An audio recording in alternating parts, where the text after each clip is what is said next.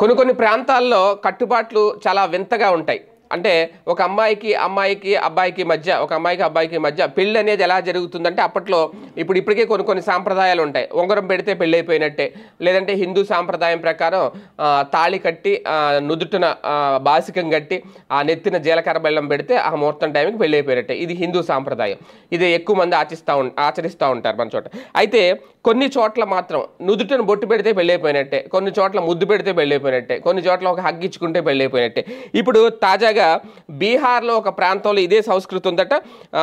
వాళ్ళు ఒక అబ్బాయి కనుక వచ్చి అమ్మాయి నుదుటిని బొట్టు పెడితే పెళ్ళి అయిపోయినట్టే.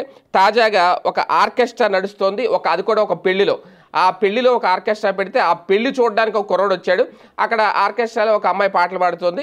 ఆ అమ్మాయి నచ్చేసింది, వీడికి తెగ నచ్చేసింది. సడన్గా వెళ్ళి పాట పాడుతుంటే పట్టుకుని నుదుటిని బొట్టు పెట్టేశాడు. ఇమీడియట్గా వాళ్ళిద్దరికి పెళ్ళి అయిపోయినట్టేనంటే అక్కడ ఉన్న కుంకుమ తీసుకొని వాళ్ళందరూ వాళ్ళ ఆచారం ప్రకారం పెళ్ళి అయిపోయిందని చెప్పి అందరూ అతన్ని దీవించేశారు. ముందు ఆ అమ్మాయి కాస్తంత ఇబ్బందిగా ఫీల్ అయినా తర్వాత ఇంకా బొట్టు పెట్టేశాడు కాబట్టి తప్పదు అనుకొని చెప్పి తను కూడా పక్కన నుంచి ఫోటోలకు ఫోజ్ ఇచ్చింది. ఇప్పుడు సోషల్ మీడియాలో ఈ వీడియో బాగా వైరల్ అవుతుంది. ఓకే, పెళ్లి చేసుకోవడం వాళ్ళిద్దరికీ ముందే ఉండి ఇష్టపూర్వకంగా చేసుకున్నారా లేదనేది ఒక పాయింట్.